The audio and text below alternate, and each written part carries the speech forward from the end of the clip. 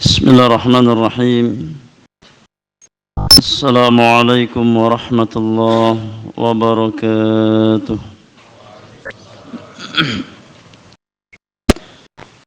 الحمد لله رب العالمين، حمدا كثيرا طيبا مباركا فيه كما يحب ربنا ويرضى. والصلاة والسلام على أشرف المرسلين نبينا محمد وآله وصحبه أجمعين ومن تبعهم بإحسان إلى يوم الدين وسلم تسليما كثيرا. أما بعد، فإن أصدق الحديث كتاب الله عز وجل، وخير الهدي هدي نبينا محمد صلى الله عليه وسلم، وشر الأمور محدثاتها، وكل محدثة بدعة، وكل بدعة ضلالة، وكل ضلالة في النار. أما بعد. Para jamaah sekalian, ikhwani wa akhwati fillah, rahimani wa rahimakumullahu ajma'in. Kita melanjutkan pembahasan rutin kita di dalam mengkaji kitab Al-Fiqhul Muyassar fi Dhaw'il Kitabi was Sunnah li nukhbatin minal ulama. Di kesempatan malam hari ini, di malam yang ke-10 dari bulan Safar di tahun 1446 Hijriah, kita masuk pembahasan masalah yang ke-6 dari bab yang pertama di dalam kitab Az-Zakah, masih terkait dengan muqaddimah seputar zakat.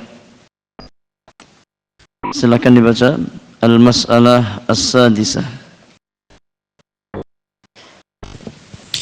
Assalamualaikum ilaikum. Bismillahirrahmanirrahim. Alhamdulillahi rabbil alamin, wassalatu wassalamu ala nabiyyina Muhammadin wa ala alihi wa sahbihi wa man tabi'ahum bi ihsanin ila yaumiddin. Qala al-muallif hafizahumullah, al-mas'alatu as-sadisah fil hikmati min ijabiz zakah wa ala man tajibu syurutu wujubiha. Al-alif al-hikmatu fi ijabiz zakah. Syuri'atiz zakatu li hukmi samiyatin. Li hikamin samiyatin.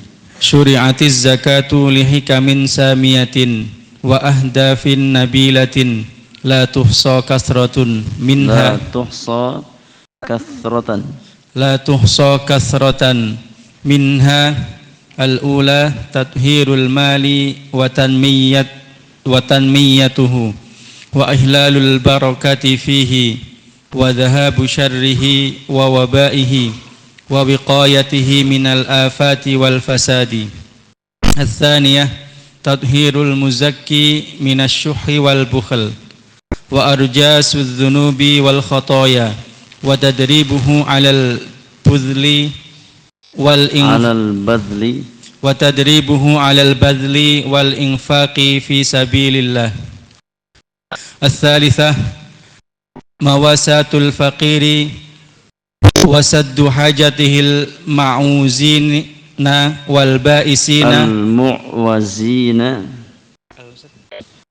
wa saddu hajatil mu'wazina wal ba'isina wa saddu hajatil ma'uzina wal ba'isina wal mahrumina. Ar-rabi'ah tahqiqut takafuli wat ta'awuni wal mahabbati baina afradil mujtama'i.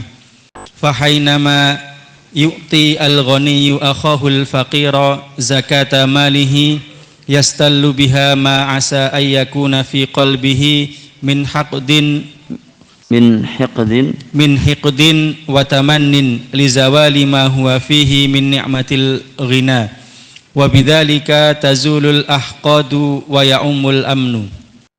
Al-khamisah, inna fi adaiha syukran lillahi ta'ala ala ma asbagha 'alal muslim min ni'matil mal wa ta'atun lillahi subhanahu wa ta'ala fi tanfidhi amrihi.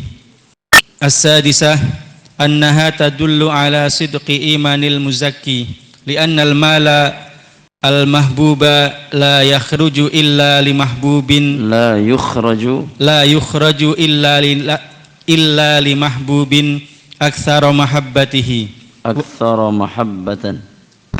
mahabbatan walihada sumiyat sadaqatan lisidqi talabi sahibiha li mahabbatillahi wa ridahu. As-sabi'ah, annaha sababun li ridar rabbi wa nuzulil khairati wa takfiril khataya wa ghairiha. Baik, hasbuh. Jazakallahu khairan wa barakallahu fik. Ya, para jamaah yang Allah muliakan, masalah yang keenam dari bab yang pertama, penulis membawakan tentang hikmah diwajibkannya zakat. Wa ala man tajib, dan kepada siapa zakat itu diwajibkan. Atau dalam tanda kurung syurutu wujubiha, syarat-syarat wajib zakat. Ya, syarat-syarat seseorang yang diwajibkan atasnya zakat. Poin yang pertama tentang al-hikmah fi ijabiz zakati. Hikmah diwajibkannya zakat oleh Allah Subhanahu wa taala. Syuri'atiz zakatu li hikamin samiyatin wa ahdafin nabilatin la tuhsa kathratan. Zakat disyariatkan dengan hikmah-hikmah yang sangat tinggi, ya, serta tujuan-tujuan yang sangat mulia yang tidak terhitung jumlahnya. Sangat banyak hikmah, ya, kalau kita mencari hikmah dari syariat zakat maka sangat banyak, ya.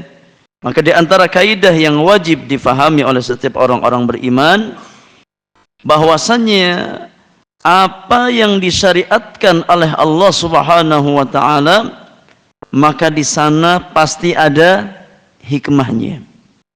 Ya, pasti ada hikmahnya.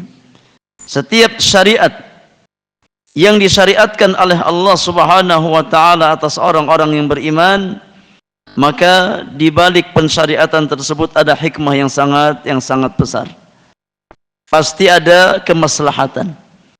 Ketika Allah Subhanahu wa taala memerintahkan orang-orang beriman untuk mengerjakan satu perbuatan, maka di balik perintah tersebut pasti ada kebaikan. Ya, pasti ada maslahat, imma dunyawiyah, imma ukhrawiyah. Ya, sebaliknya, ketika Allah Subhanahu wa taala melarang kita dari satu perbuatan, maka di balik larangan tersebut pasti ada kemudaratan. Ya, apa yang Allah larang pasti bermudarat. Ya, pasti mendatangkan kemudaratan. Baik mudarat dunyawiyah ataupun mudarat ukhrawiyah. Maka ketika Allah Subhanahu wa taala mensyariatkan zakat atas orang-orang beriman, mewajibkan zakat, ya, bagi orang-orang yang terpenuhi syarat wajib zakat, maka di balik syariat zakat ada hikmah yang sangat tinggi, ada tujuan yang sangat mulia, yang sangat banyak. Minha, di antara hikmah diwajibkannya zakat, yang pertama kata penulis, al-ula ay al-hikmatul ula tathhirul mali wa tanmiyatuhu. Yang pertama, untuk membersihkan harta. ya, untuk membersihkan harta-harta yang kita miliki. Wa tanmiyatuhu, dan untuk menumbuh kembangkan harta tersebut akan semakin tumbuh, ya, semakin berkembang. Wa ihlalul barakati fihi, dan agar Allah Subhanahu wa taala ia memberikan keberkahan pada harta yang dimiliki oleh orang beriman. Agar harta kita berkah, ya, maka Allah wajibkan zakat kepada orang-orang beriman. Wa dhahabu syarrihi wa wabaihi, dan agar hilang dampak negatif, ya, dan keburukan dari harta yang kita miliki. Wa wiqayatuhu minal afati wal fasad, dan juga, ya, untuk memproteksi, wiqayah, untuk menjaga harta-harta kita dari, ya, kerusakan, dari hal-hal yang bisa merusak harta yang kita miliki. Ini diantara hikmah diwajibkannya zakat, untuk, ya, menjadikan harta kita harta yang barakah dan dijauhkan dari segala macam keburukan yang menimpa harta kita. Fadilatul Syekh Muhammad Ibn Salih Al-Utsaimin rahimahullahu taala, beliau menjelaskan di dalam Kitabul Ilmi, ya, ketika beliau membahas tentang barakatul ilmi, tentang keberkahan ilmu, beliau menjelaskan, ya, bahwasannya dalam setiap hal yang dimiliki seorang hamba, yang paling utama bukan kuantitas apa yang dia miliki, ya, tapi yang paling penting bagi seorang muslim dari setiap nikmat yang dia miliki adalah sisi keberkahannya. Ya, kita punya harta, maka yang dilihat adalah keberkahan harta tersebut. Kita punya ilmu, yang dilihat keberkahan ilmu tersebut. Kita punya umur, yang dilihat keberkahan umur tersebut. Kita punya, ya, keturunan, yang dilihat keberkahan pada anak-anak kita. Ini yang paling penting, ya. Maka hendaknya yang dicari oleh orang-orang beriman dalam segala perkara, ya, adalah keberkahannya. Ketika kita berusaha untuk talabul ilmi syar'i, jangan sebatas cari apa? Cari konten ilmu, jangan. Jangan hanya sebatas cari catatan-catatan kajian, jangan. Tapi yang paling utama kita mencari keberkahan dari ilmu yang kita pelajari. Demikian pula ketika kita mencari maisha, ketika kita berupaya untuk mencari harta, ya, mencari nafkah, maka yang paling utama dari harta yang kita cari adalah keberkahan harta tersebut. Ya, maka cari harta dari jalan-jalan yang dihalalkan oleh Allah Subhanahu wa taala, ya, jangan mencari dari jalan yang diharamkan oleh Allah Subhanahu wa taala. Dan ini berlaku untuk segala sesuatu yang Allah berikan kepada kita. Minta kepada Allah keberkahannya. Allah kasih kita nikmat usia, minta keberkahan. Ya, Allah kasih kita nikmat harta, minta keberkahan pada harta tersebut. Allah kasih kita nikmat ilmu, minta keberkahan dari ilmu yang kita miliki. Karena yang bermanfaat bagi seorang hamba adalah al-barakah. Keberkahan, kata para ulama, menjadikan sesuatu yang sedikit menjadi banyak. Ya, al-barakah menjadikan sesuatu yang sedikit menjadi banyak. Ya, sebagaimana ketidakberkahan menjadikan sesuatu yang banyak seolah-olah tidak bernilai sama sekali. Ya. Kita lihat jamaah, umurnya Imam An-Nawawi rahimahullahu taala, ya, secara umur biologis sangat singkat. Berapa lama beliau hidup? Berapa usia Imam Nawawi ketika meninggal dunia? Sekitar 45 tahun. Masih sangat muda. Ya, meninggal di usia yang sangat muda, hanya sekitar 45 tahun. Tapi kata para ulama, dengan umur yang singkat tersebut, berkahnya luar biasa. Ya, sehingga bisa meninggalkan kitab Arba'in Nawawiyah, bisa meninggalkan kitab Riyadhus Shalihin, bisa meninggalkan kitab At-Tibyan. fi adab hamalatil Quran, bisa meninggalkan kitab Rawdatul Talibin, bisa meninggalkan kitab Al-Minhaj Syarah Sahih Muslim bin Hajjaj, ya, kitab Al-Majmu' Syarhul Muhadzab, dan kitab-kitab yang lain yang banyak orang yang umurnya lebih dari itu gak meninggalkan apa-apa karena gak ada berkahnya. Ya, lihat sampai sekarang, ya, berapa pahala yang sampai kepada Imam Nawawi, ya, lewat kitabnya Arba'un Nawawiyah. Hampir-hampir tidak ada satu masjid di antara masjid-masjid kaum muslimin, tidak ada madrasah, tidak ada ma'had di antara ma'had-ma'had kaum muslimin, melainkan diajarkan di sana kitab Arba'in Nawawiyah, dibahas di sana kitab Riyadhus Shalihin. Maka pahalanya sampai kepada siapa? Kepada penulisnya. Inilah yang disebut dengan al-barakah, keberkahan.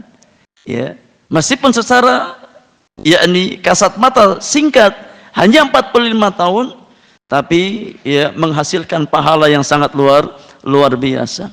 Maka ini yang hendaknya kita cari dalam kehidupan kita. Apapun yang kita miliki, hendaknya kita berupaya mencari keberkahannya. Harta kita, usahakan cari keberkahannya. Ya, umur kita, cari keberkahannya. Maka di antara sesuatu yang bisa mendatangkan keberkahan pada harta seseorang adalah dengan menunaikan hak harta, yaitu berupa membayar kewajiban zakat pada harta-harta yang kita miliki. Kemudian hikmah yang kedua, kata penulis, di antara hikmah disyariatkannya zakat adalah tathhirul muzakki minas suhhi wal bukhli wa arjasidz dzunubi wal khataya wa tadribuhu 'alal badli wal infaqi fi sabilillah. Hikmah yang kedua, untuk membersihkan sang muzaki, orangnya, orang yang membayar zakat, ya, dibersihkan dari penyakit-penyakitnya, ya, dari penyakit-penyakit jiwa yang sangat berbahaya. Di antaranya penyakit as-suh, al-bukhl, ya, penyakit kebakhilan, penyakit kikir. Dan itu, ya, setiap kita berpotensi memiliki penyakit tersebut. Bahkan hampir-hampir tidak ada jasad yang bisa selamat dari penyakit kekikiran, penyakit kebakhilan. Kan itu apa, tabiat manusia. Ya, itu tabiat manusia. Bakhil dan kikir itu tabiat manusia. Maka dengan kita membayar zakat, kita berupaya untuk membersihkan jiwa kita dari penyakit kebakhilan dan penyakit kekikiran. Karena suh dan bukhl, ya, penyakit bakhil, penyakit kikir ini sangat berbahaya. Ya, diwanti-wanti oleh Allah dan Rasulnya sallallahu alaihi wasallam. Allah Subhanahu wa taala menjelaskan bahwasanya di antara karakter orang yang beruntung adalah orang yang dijaga jiwanya dari penyakit bakhil. Ya, artinya orang yang bakhil, maka dia jauh dari keberuntungan.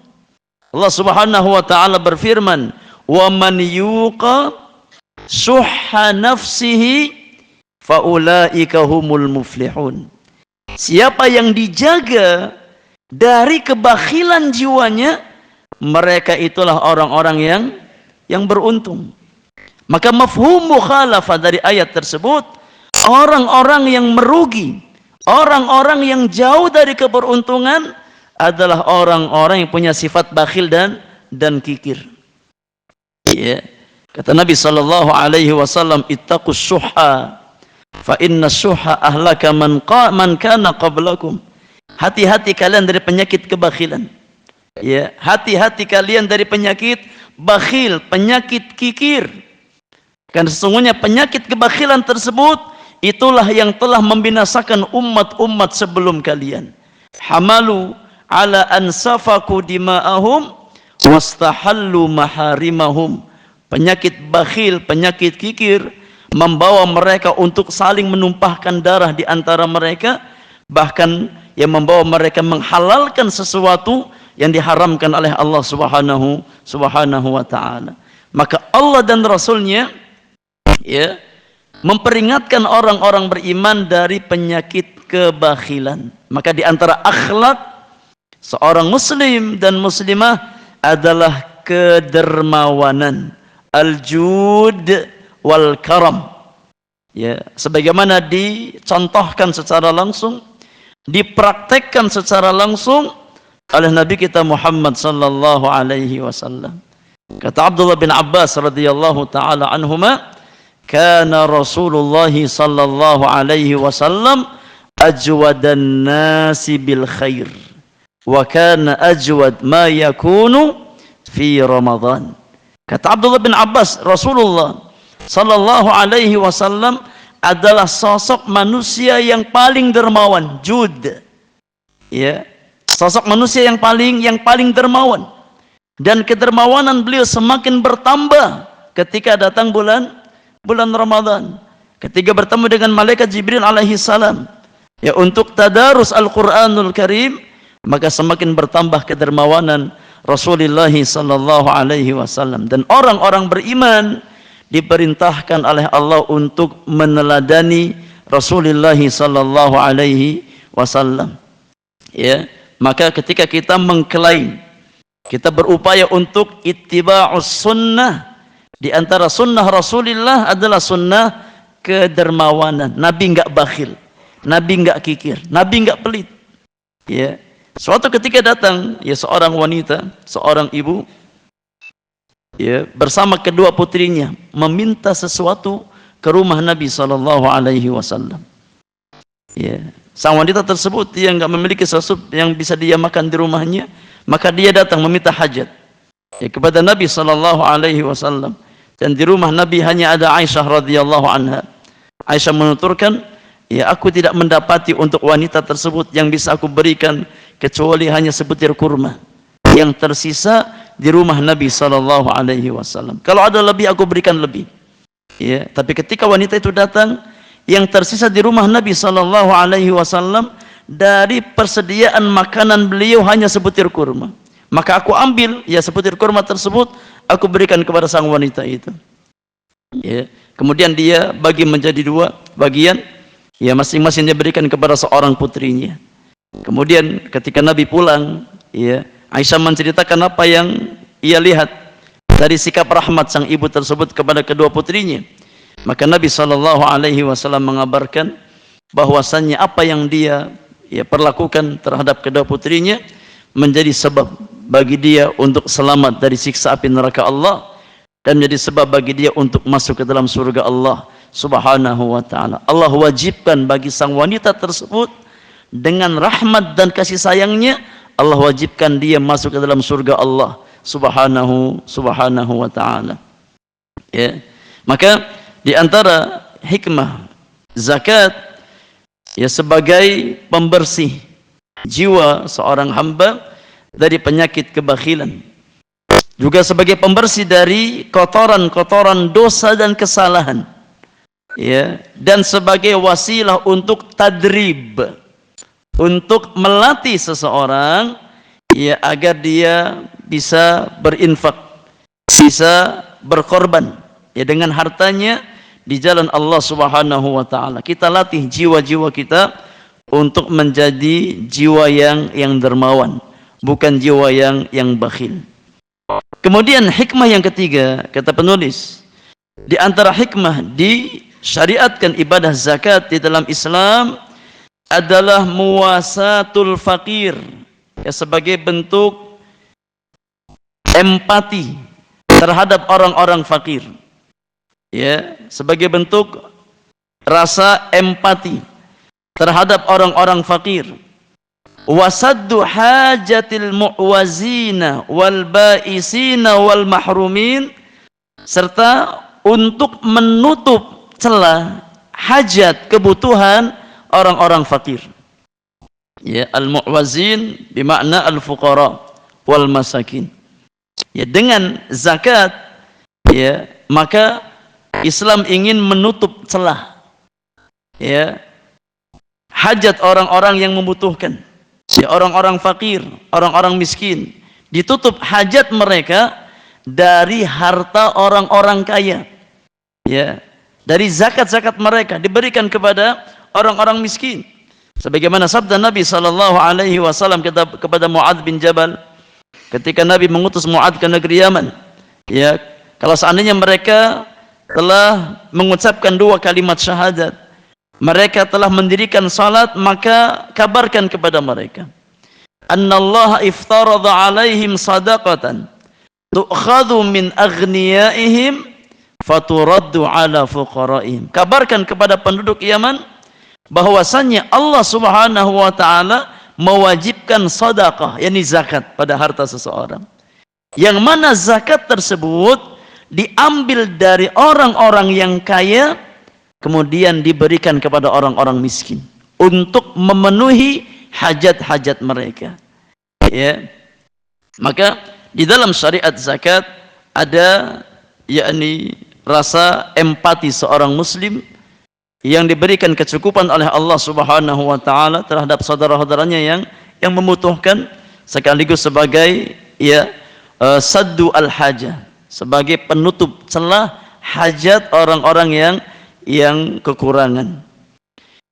Hikmah yang keempat, kata penulis, di antara hikmah disyariatkan ibadah zakat adalah tahqiqut takaful wat ta'awun wal mahabbah baina afradil mujtama', untuk mewujudkan, tahqiq, merealisasikan takaful.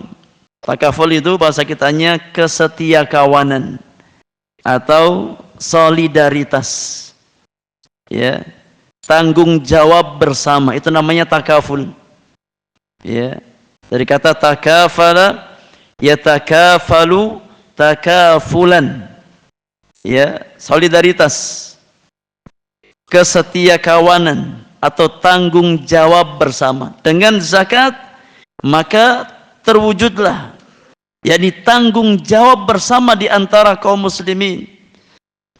Terwujudlah ta'awun, saling tolong menolong di atas kebaikan dan ketakwaan kepada Allah Subhanahu wa taala.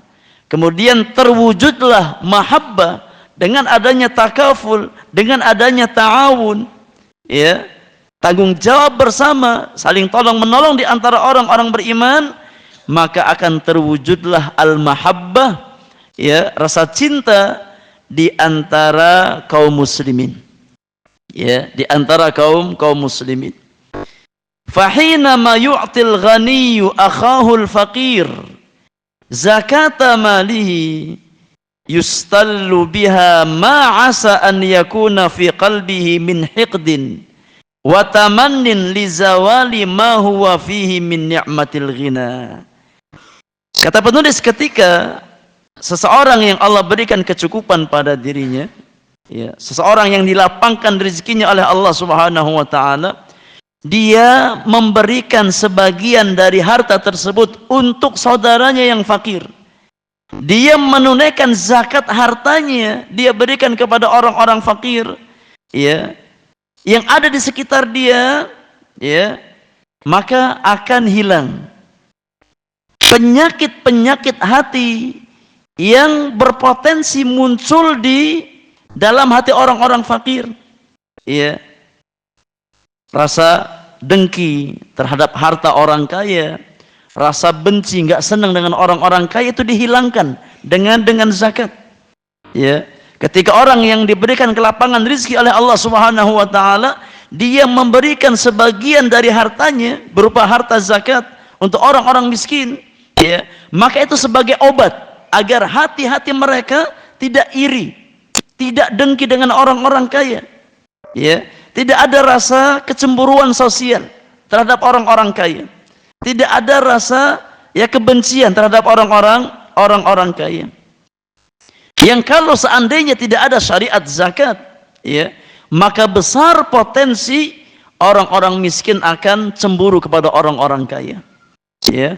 Orang-orang miskin akan merasa nggak senang, ya, dengan orang-orang kaya. Maka ditutup oleh Islam celah-celah keburukan tersebut dengan mensyariatkan zakat pada harta orang-orang kaya, ya, untuk mengobati, ya, hati-hati mereka agar nggak ada dengki, yang nggak ada hasad terhadap orang-orang yang dilapangkan rezekinya oleh Allah subhanahu wa ta'ala.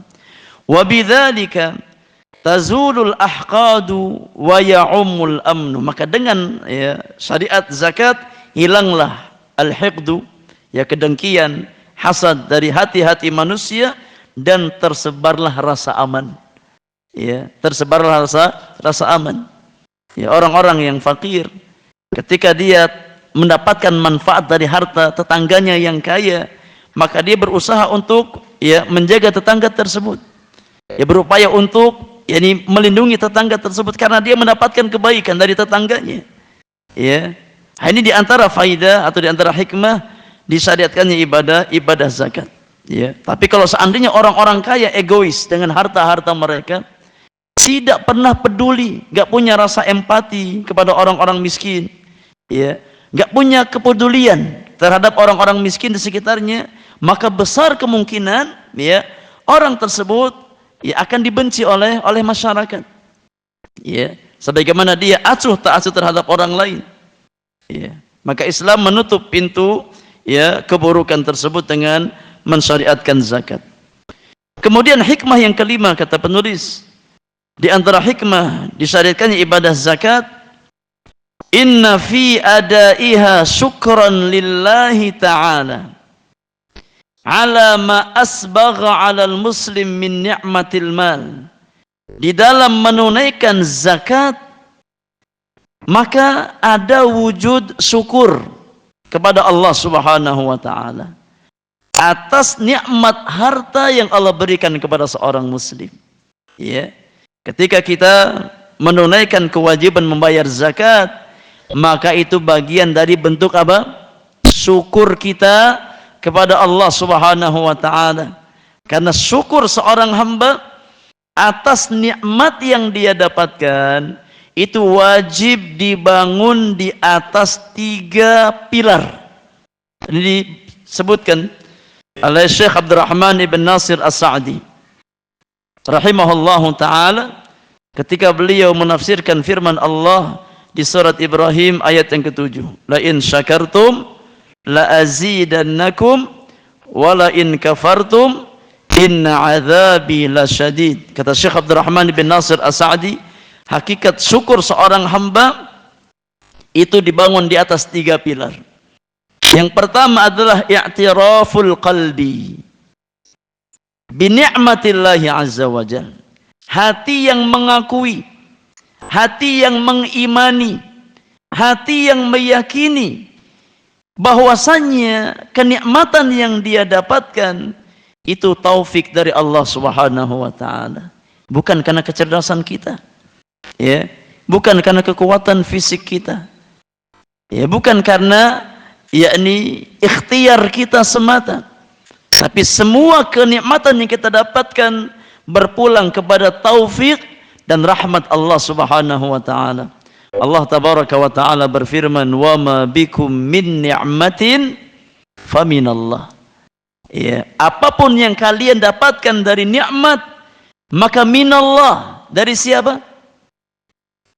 Dari kecerdasan kita, dari kekuatan fisik kita, dari kesungguhan ikhtiar kita? Tidak. Kata Allah Subhanahu wa ta'ala, faminallah, datang dari Allah Subhanahu wa ta'ala.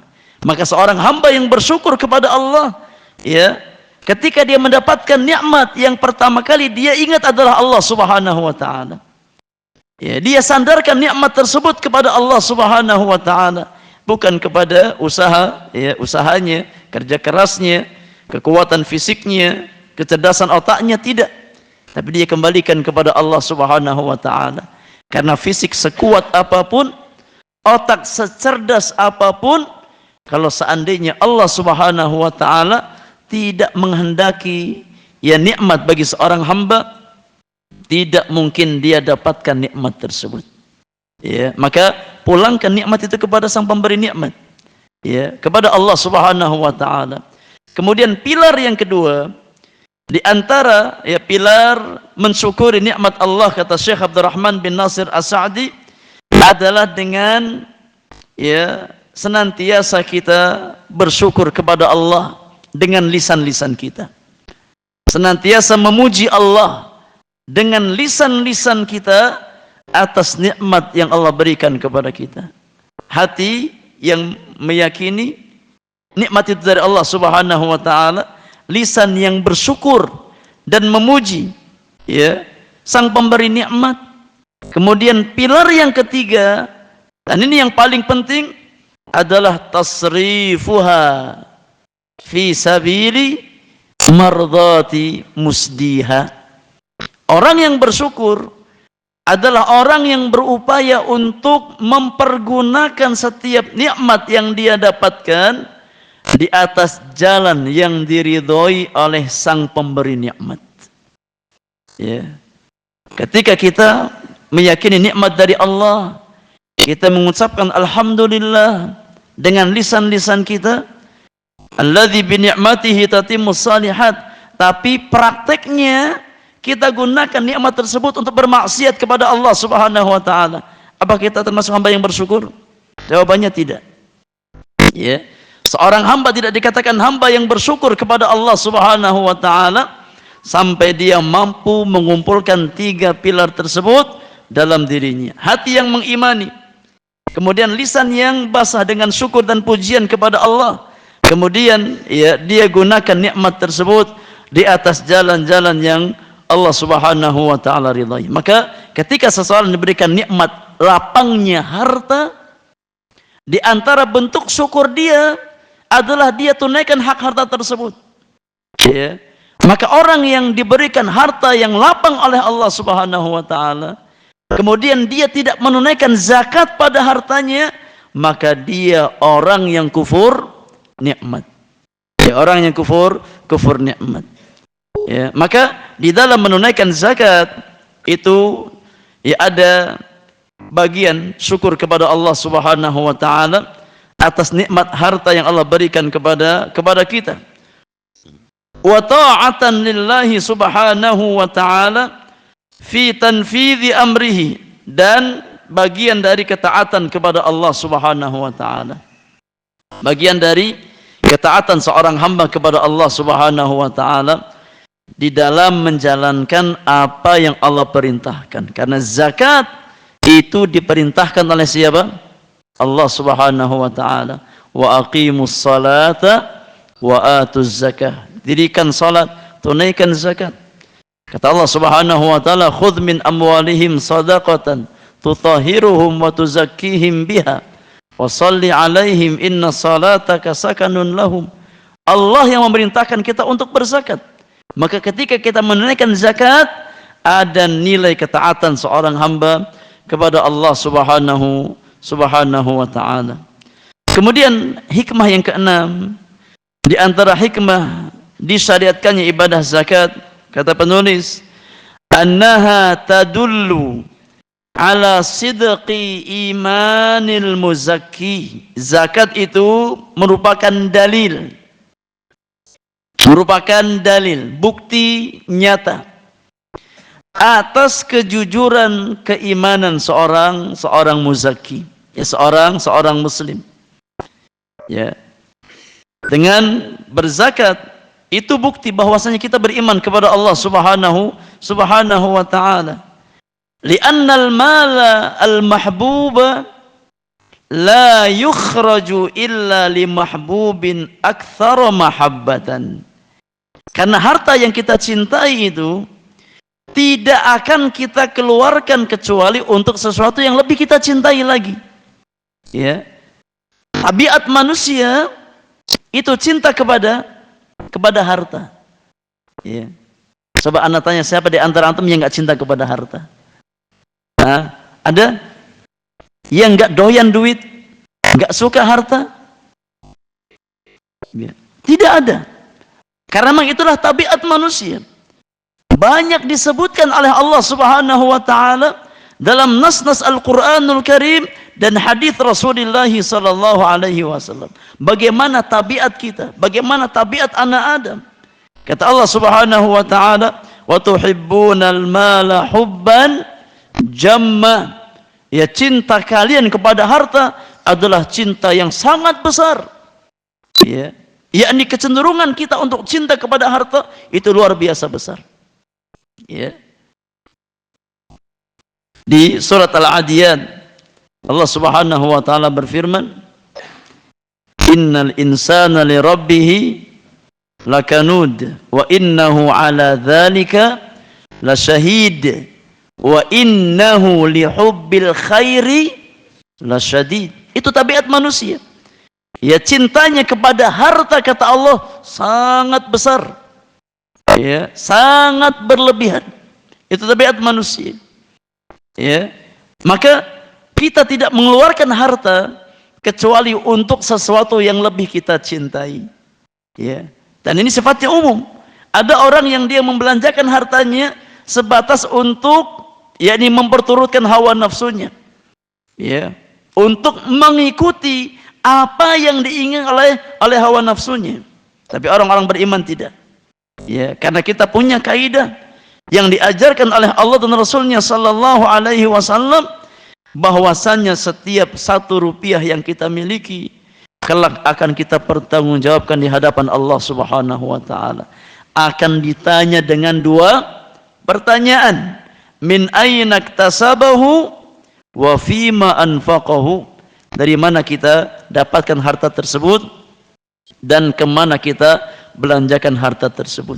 Ya, maka ya kita berupaya untuk menggunakan harta-harta yang kita cintai di atas jalan yang Allah Subhanahu wa taala ridhai. Walihada summiyat sadaqatan. Oleh karenanya zakat disebut dengan apa? Dengan sedekah. Khudh min amwalihim sadaqatan. Ai zakat. Ya. Kenapa zakat disebut dengan sedekah? Dari kata sidqun. Apa arti sidqun? Apa kata as-sidqu? Kejujuran. Ya.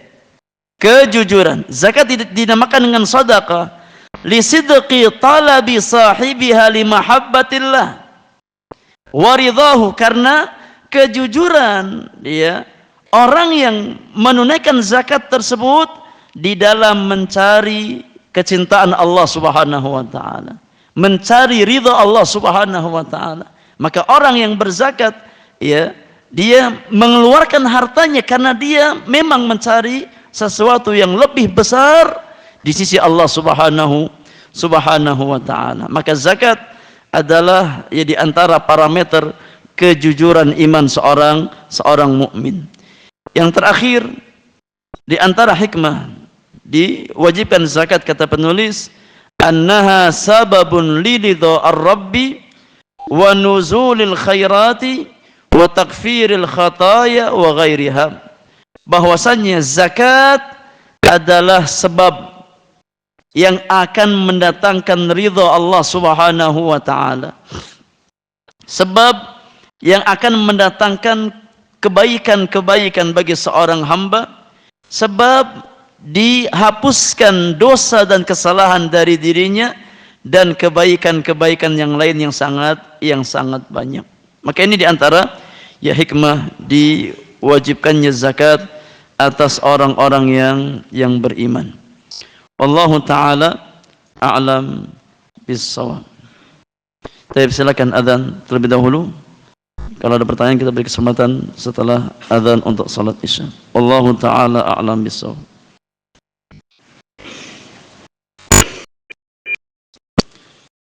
Ada pertanyaan?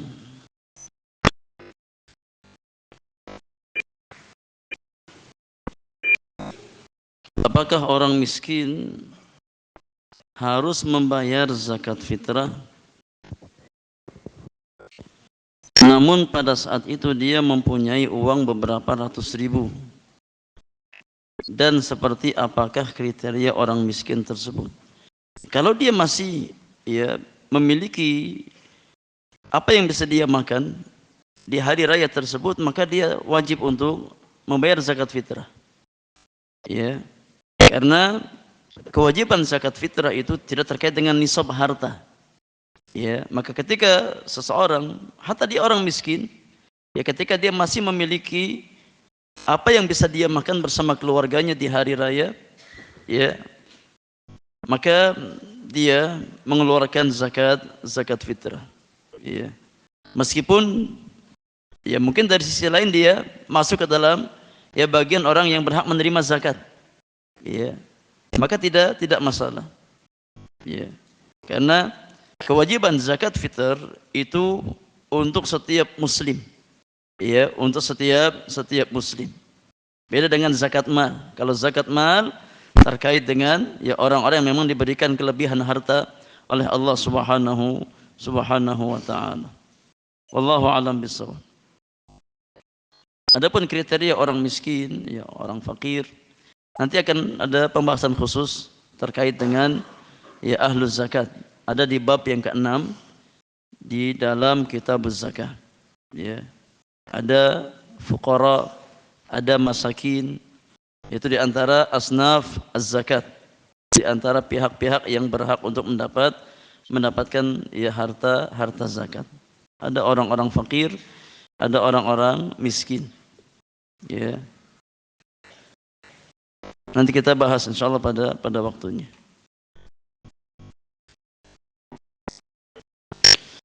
Assalamualaikum waalaikumsalam warahmatullahi wabarakatuh. Afan mau tanya, apakah dibenarkan apabila kita akan mengeluarkan zakat nunggu momen-momen pahala dilipat gandakan seperti Ramadan? Mohon penjelasannya, tata cara yang sesuai ya sunnah tata cara membayar zakat. Tidak harus ya. yakni karena kewajiban membayar zakat itu terkait dengan haul. Ya, dan haulnya orang itu berbeda-beda. Tidak harus apa sama. Ya ketika harta kita sudah sampai haul, ya contoh di tanggal 1 Muharram, ya sudah sampai nisab di tanggal 1 Muharram, ya maka berarti haulnya Muharram tahun depan. Ya kalau seandainya nggak berkurang, ya maka Muharram tahun depan dia wajib tunaikan zakat hartanya. Ya tidak menunggu harus datang sampai Ramadan. Ya kalau dia nunggu sampai Ramadan maka sangat jauh jaraknya. Ya dari Muharram ke bulan Ramadan. Ya. Maka ya selama kita sudah sampai nisab harta kita, kemudian mengendap selama 1 tahun tidak berkurang dari nisab tersebut, ya maka ditunaikan berdasarkan ya jatuh tempo haulnya masing-masing. Ya, jatuh tempo haulnya masing-masing. Karena setiap orang itu nggak harus sama haulnya. Ya, tidak semua harus sama di bulan Ramadan. Kalau memang haul kita ya jatuh di bulan Ramadan, ya kita tunaikan di bulan Ramadan. Ya kalaupun tidak maka di luar Ramadan ya bukan sesuatu yang mengurangi nilai pahala zakat seorang hamba. Wallahu taala alam bisawab. Dia tunaikan ya sebesar 2,5% dari harta yang dia miliki ya ketika sudah berlalu 1 haul dari nisab harta yang ada pada dirinya. Wallahu a'lam.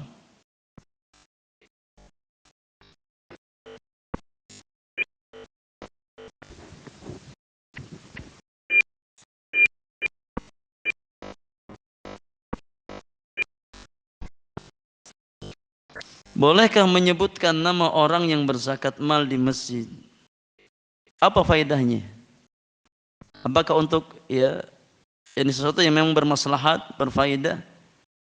Ya, kalau tidak ada masalah tentu maka tidak perlu disebutkan. Ya cukup ya seorang muzakir dia tunaikan harta tersebut. Ya kalau dia wakilkan kepada orang-orang yang amanah. Kalau dia mau salurkan sendiri nggak ada masalah, dia salurkan sendiri. Ya. Adapun yakni hal-hal semacam ini kalau memang ada kemaslahatan ya mungkin diperbolehkan, tapi kalau sebatas yakni untuk orang tahu maka nggak ada manfaatnya. Ya bahkan cenderung bisa yakni menjadi pembuka pintu riya, pintu ujub dalam hati seorang muslim yang hendaknya kita ya tutup rapat-rapat hal semacam itu. Kita tunaikan zakat harta kita, ya kemudian kita lupakan amal kebaikan kita.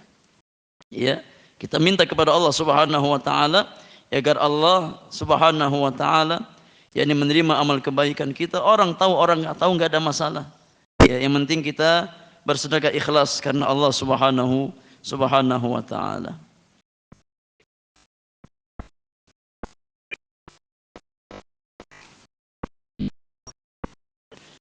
Iya.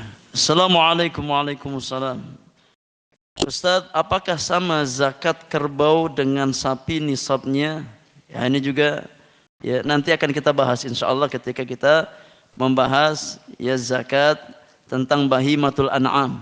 Ya, nanti ada pembahasan tersendiri. Kita masih di muqaddimah, ikhwan. Ya, nanti ada pembahasan secara terperinci macam-macam zakat, baik zakat ya emas, perak, zakat harta, kemudian zakat ya pertanian, ada zakat ya peternakan. Nanti ada pembahasan secara khusus insyaallah. Ya, berapa nisabnya, apa jenis-jenisnya, berapa yang dikeluarkan, nanti akan kita bahas insyaallah tabaraka wa taala pada waktunya. Ya. Kita di muqaddimah terkait dengan kewajiban zakat. Taib, kita cukupkan. Wallahu taala alam bisawab. Wa sallallahu ala nabiyyina Muhammadin wa alihi wa sahbihi ajma'in. Wa akhiru da'wana anil hamdulillahi rabbil alamin. Subhanakallahumma wa bihamdika asyhadu an la ilaha illa anta astaghfiruka wa atubu ilaik. Assalamualaikum warahmatullahi wabarakatuh.